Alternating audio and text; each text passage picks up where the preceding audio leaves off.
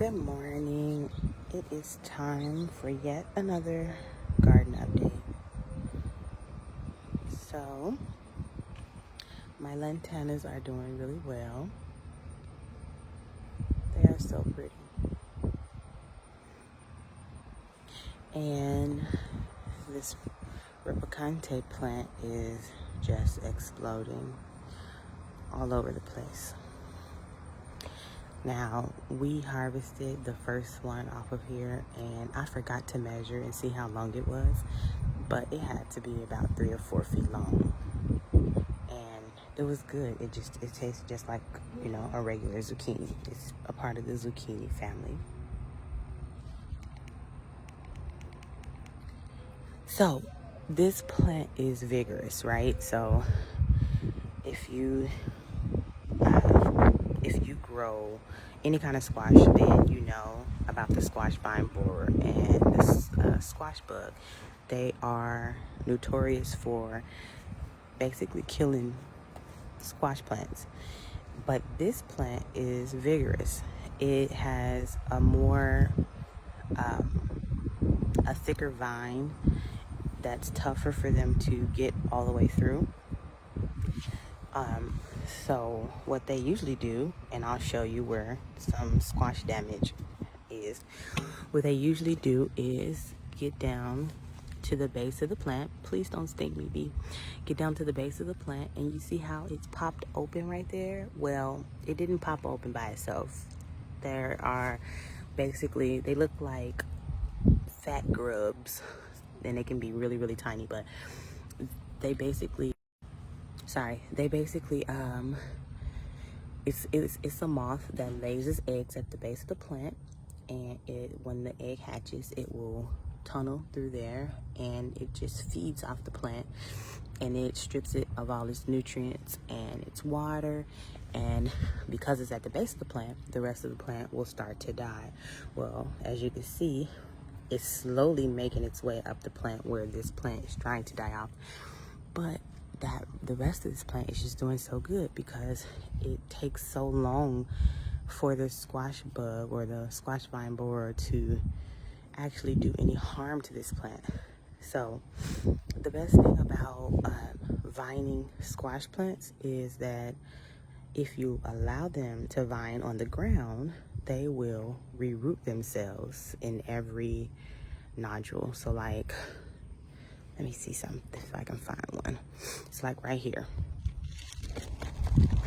If that was to touch dirt and get watered and stuff in the dirt, that would be another set of root systems, which would basically help pull more nutrients from the ground. And where the squash vine borer damaged the plant at the base, this would help the plant continue to thrive. But because I am trellising these plants, they don't have an opportunity to do that. So what I'm doing is 2 things. One, I'm allowing it to trellis itself all the way up and over. And then I'm gonna allow it to pull back down on the bottom and hopefully reach back down to the ground, and then allow it to root itself naturally that way. And the other thing is I wanted to try and see if this worked. This is just my little experiment. I took some new stockings and I just cut them up and I filled them with dirt, and right here where a new root would be coming out, it's here, it's everywhere a new stem would be coming out. So I just basically filled a little section of dirt under 2 roots, and I added some worm castings, which is basically worm poop, which is very nutrient dense for your garden.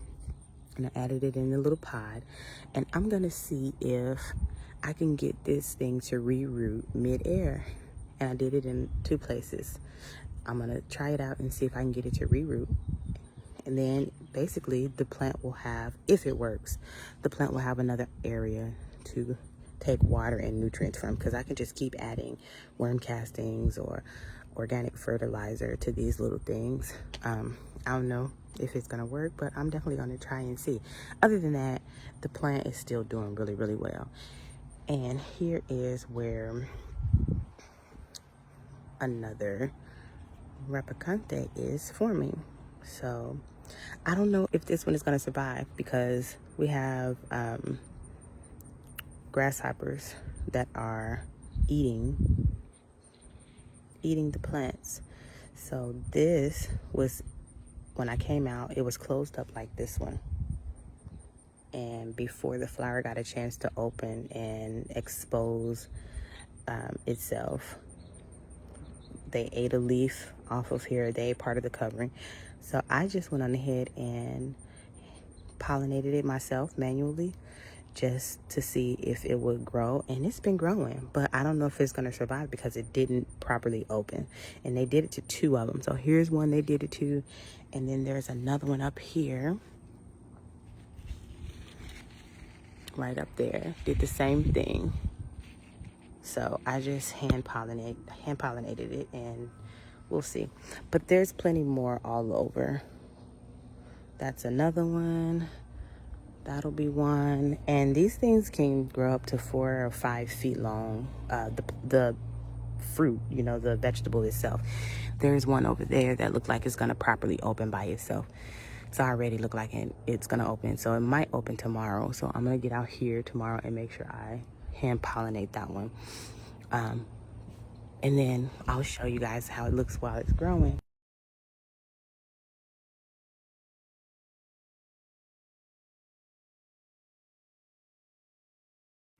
Out here really taking care of this section of the garden. I've watched them this morning. I should have went live, but I watched him this morning, and he was just going, he or she, I don't know.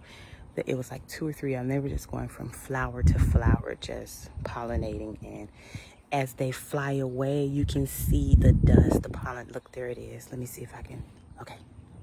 As they fly away, you can see the dust fall from their legs. I don't want to get too close and disturb them, but there's one. And they like docile, they're gentle. I think those are mason bees though. Mason bees, they usually kind of do their work alone. And so they're like solo, and they have more black than yellow on them.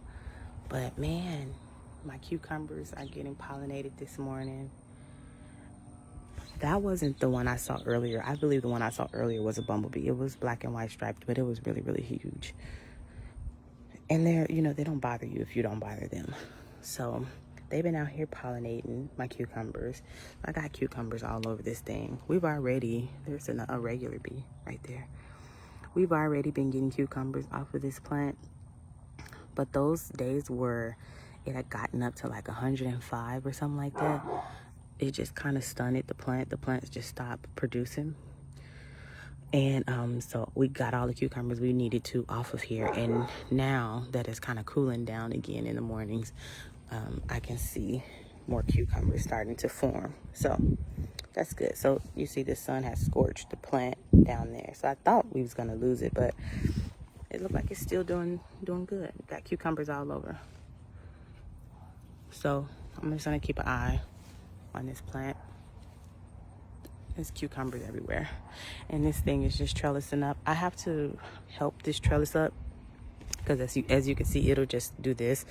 So what I do is I have these clips, these green clips that I got off Amazon. Let me see if I can get one out of my little pouch. I use the small ones for the cucumbers, but I have these clips that I got off Amazon, and I would drop it, right? And I just take it and I just clip it on here and clip it to my trellis to keep it close. And then eventually these tendrils, they'll curl themselves around and keep going. So you see, it curled itself around its own stem, but it'll do this basically. And that'll help your plant stay strong. So I do that in different places, but I use the smaller clips for the cucumbers. I use the bigger clips for things like my replicante because those are bigger vegetables. Okay, so got all the sunflowers up there. And some roses starting to peek back out again. I never come over here and cut off the dead heads on the roses. I know you need to, but they've been growing by themselves. There's a ton of little buds over there. So, okay, so here's my husband's pride and joy. I planted watermelon over here, and he loved watermelon. So I love watermelon too. So I caged all the watermelon that I could find to keep them from getting bites, because we live out here in the country. So field mice, mostly we have problems with like the little rabbits, the wild rabbits that's out here. But I have seen, like last year I saw we had field mice running through, because all these new communities that they're building, they building, you know, right in pastures where field mice and crickets and all of that stuff run galore. So here is one of the watermelon, and it's about to explode out of the cage by itself. Oh, I don't know if you're gonna be able to see it on the camera. Can't really see it, but the cage is getting too big for the cage it's in. Width-wise, lengthwise, the cage is perfect, but width-wise. Oh well, the volunteer one. Mm-hmm. Oh no, it's not. No, I clipped. Yeah, I clipped that one so I can. After I find one, I clip you it. need another thing. Yeah, I couldn't get down over in there because it was so bushy. Okay, well, nothing can get up on that. No. And the neighbor's dog is out. Anyway, so we got little ones all over. I don't know if y'all can see that. I know I'm standing in the way of the light, but there's one over there. There's one right there. There's one in this corner. This whole little section is so bushy. I'm pretty sure we got other watermelons underneath there. I ain't want to just be sticking my hand down in there deep checking. But oh yeah, and my husband told me the other day we got black widows. So yeah. But I'm pretty sure we got watermelon down in there.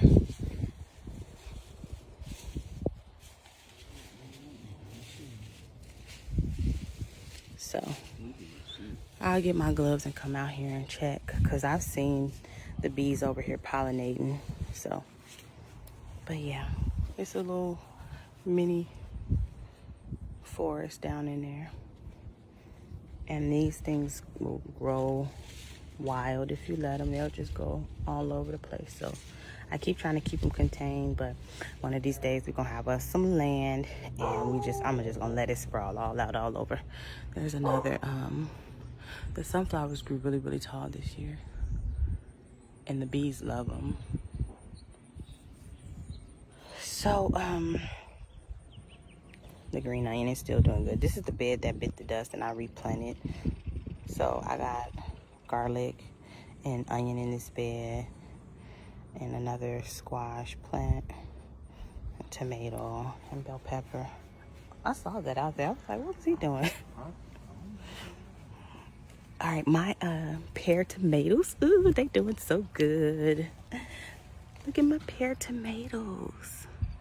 They are so pretty. They are just, oh.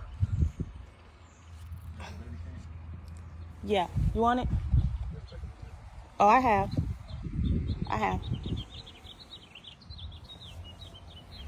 Okay, let me see if I could get a good shot at this pear tomato. It is so pretty, and it's almost finished ripening.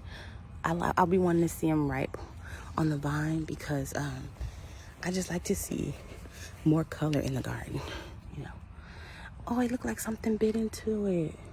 Okay, so I'm gonna pull this one so y'all can see it, because something bit it. Okay, so look how pretty it is. But something bit into it. Something got it on the other side. But it's so pretty. Pear tomato. So pretty. Look how they come out. Look like a little perfect little yellow pear. So something bit into this one. So of course we're not going to eat this one. It wasn't finished ripening. I can tell that it's still green on the inside by the seeds. So what I could do is I can pull them before they're completely ripe and let them ripen in there on the table. Or this one I probably just drop in the ground and let it reseed itself. But man, that's a perfect little shape. That is so pretty. Pear tomato. And then as I was pulling, I made a mistake and knocked this one off. So this one I will take in the house and let it ripen on the table. But they are so pretty. And they so plump. I bet they're going to be so juicy. I need to put some more trellises on my grape plant, because it's starting to get too big for its trellis. I dropped some lettuce seeds here, but it's been so hot that the lettuce hasn't started to germinate yet. So we'll see what happens here. Got another mammoth sunflower getting ready to pop open. That one is different from those. That one is like a wild sunflower that grows. Like if you ride down, you know, these foresty areas or just along the side of the expressway and you see like sunflowers growing, you'll see them grow like that. Those are the wild ones. I didn't plant those. I'm pretty sure the birds dropped those, but I just went ahead and let them grow. But this is the one I planted. It's a mammoth sunflower. It's gonna give me one huge sunflower head, and from that I can get sunflower seeds. So this is an example of one that flowered and got pollinated by bees. There was bumblebees all over this and regular bees, and then it'll start giving me sunflower seeds. So if you look in here, I'm gonna pull one of these off. If you look in here, you can see the little sunflower seeds. Once all of these just fall off like that, I can cut this whole thing and just take it in the house. But it's still a little bit of green in there, so I'm gonna let it go. I don't know if but those are the sunflower seeds, just like you get them out the store. And look at that. The bane of my garden, those stink bugs and squash beetles. Ugh. This is my turnip greens. I'm letting it go to seed so I can get the seeds off and save it for next year. Every time I plant something in the garden, I save some seeds for the following year. And if you save enough seeds, you can have seeds for years and years to come. So I have turnip bottoms already popping out of the ground. See? And you can eat the tops and the bottoms on these. And then my cantaloupe, I had 2 cantaloupe over here that was bitten through. Not sure what bit it. Could have been a little field mice. It could have been a rabbit. I don't know. But yeah. So, and I haven't seen any more cantaloupe in here since. So I'm coming out here checking every day to see if I can find any cantaloupe that are being pollinated, and then I will cage them and protect them. I really should have did it earlier, but the cantaloupe, they start out as green as the plant, and so it's really, when this is real thick and dense like this, it's hard to tell the cantaloupe from, you know, the leaves. So I always miss the cantaloupe. Every year I miss when the cantaloupe. Now I don't lose cantaloupe every year, but every year when the cantaloupe start to form, I always have a hard time finding them. David usually comes out here and he points them out. You know, he's like, "Oh, there's one there. There's one there." Okay, so this was the love in the garden. Like, I love my okra, and this year the ants are attacking my okra. Can y'all see? Okay, so I showed y'all when the okra was flowering, and I don't know what happened, but the ants found these plants and just started attacking my okra. So look. Oh my goodness, that dog. I be trying to bite my tongue when I'm on here, but yeesh. That dog is something else. Anyway, so y'all see that tall piece of okra? Perfect okra. I'm gonna cut it. I should have cut it a long time ago, but I'm gonna use the seeds out of that one. But you see right underneath it, look like dirt on it. That's ants bringing dirt and aphids up from wherever they come from the ground, and I don't know where they find them aphids at. And they harvest. They basically farm out the aphids. They will bring aphids up to like your like your plants, like okra and squash and stuff like that. And then look, and I guess they bring dirt and stuff with them, but basically the aphids will eat off your plants, and it makes it curl up and die. They take all the nutrients and stuff off your plants. And then the ants will protect the aphids, because the aphids, they excrete some kind of sweet, sticky sap. And the ants will basically take that sap, they eat it, and I guess take it back to the colony and feed the babies and everything else. I don't know. But so the ants will fight off other bugs that would normally try to kill the aphids. So they said that if you bring beneficial bugs to your garden, like ladybugs, that you can like kill this problem. But you would have to bring a lot of ladybugs, because as you know, ants, they like an army, and it's not gonna just be one ladybug being able to do that job, I don't think.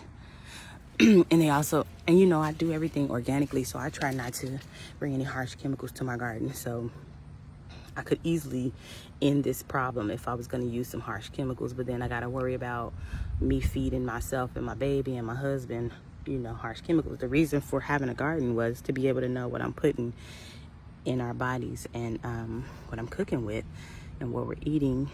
And so if I'm just going to go to the store and get some kind of pesticide, it defeats the purpose. So I could try to follow these ants and see where their home is, and try to like exterminate them from there. Or I can try to see if I can get beneficial bugs to come to this area and hopefully eradicate this problem. I use, so the yellow powder that you see on here is diatomaceous earth. I sprinkle diatomaceous earth on the plants, and it seemed to have helped for a little while, but you have to do that over and over and over again. And I don't know, I just can't keep up with it the way it needs to be kept up with. And I honestly didn't feel like it was working. That's lettuce. Finally getting my lettuce to grow. And this is a bell pepper that I actually bought from the store. Like that. It's funny because the bell peppers that I grow in the right temperatures, like in spring and in the fall time, in the cooler months, my bell peppers just explode. But I bought this bell pepper from the store, and it's been like this since I bought it, and that's been like maybe a month or two now.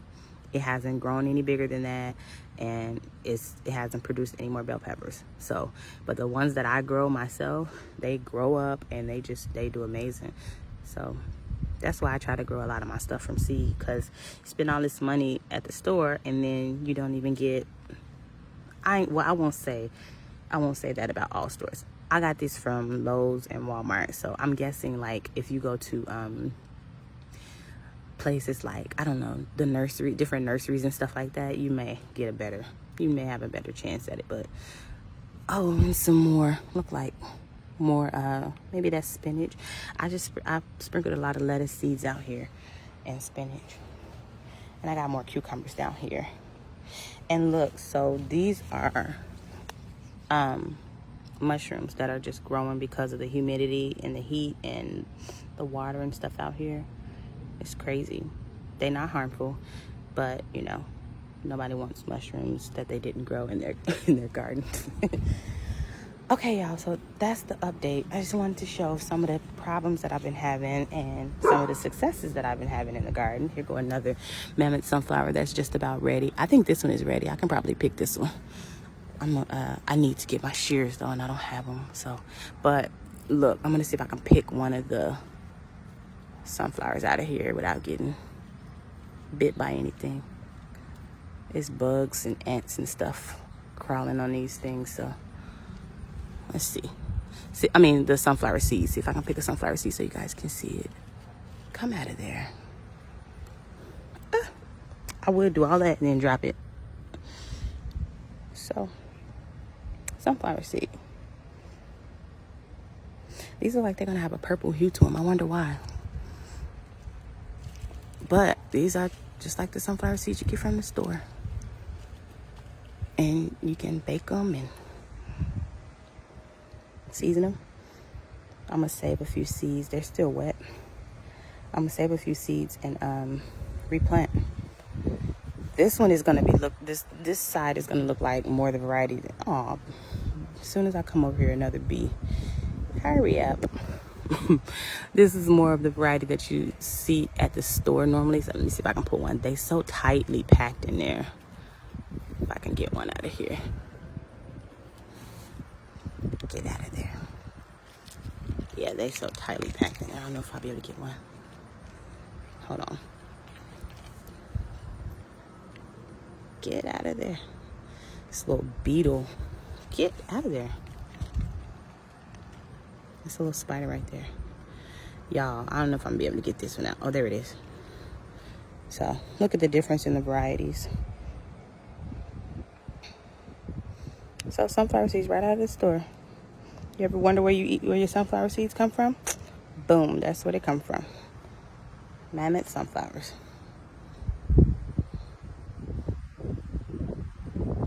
So, hey food, I want a whole butterfly, bee, and hummingbird garden. I want a whole garden full of flowers and stuff. Usually every year I have flowers planted all around so the bees are attracted to the garden. This year I got a late start. I don't know if I forgot when I normally plant. We were planting based off of, we used to plant based off of the last frost date, but this year and last year we planted based off of the following week after Easter. And we normally plant a lot sooner than that in the past. And when I have planted sooner than that, my garden had time to explode in the spring. But this time I waited, and it got so hot out here in Texas so quick that, it's been hard for stuff to just grow out here like it normally would. Now, we have had good success, but other than that, I normally have a lot of flowers and stuff for the bees, the butterflies, all the pollinators. Those are all pollinators. I usually have a lot out here. Oh, look at my corn, y'all. So the crickets, now I know that there were crickets this time. I saw a grasshopper, cricket, whatever you want to call it. I saw him out here. So you know how the silks come out of, it's out of the top of the corn. He was eating his way in. David had to kill one. I had to kill one. But, so he messing up my corn. And I only planted 4 stalks of corn this year because of space. So, yeah, y'all, they came over and decimated. And then and it's probably other stuff other than, once the crickets come over here and take what they want, they basically leave a doorway for anything else to go down in there. So ain't no telling how this is gonna come out, but it stopped growing already. So next year, hopefully we can make more space for the corn and plant it in a different area too. But yeah, we planted our corn in our sweet potato bed this year. But yeah, so all the tops just been ate up. And I saw it this time. Like, at first I was just speculating, like, oh, it might be a moth. It might be, a cabbage worm or some kind of worm. But I saw the grasshopper out here, and he was in my my little tiny greenhouse, and I saw him eating my plants. So the grasshoppers this year, I haven't had problems with grasshoppers in the previous years. So, but this year they really doing a number on this garden.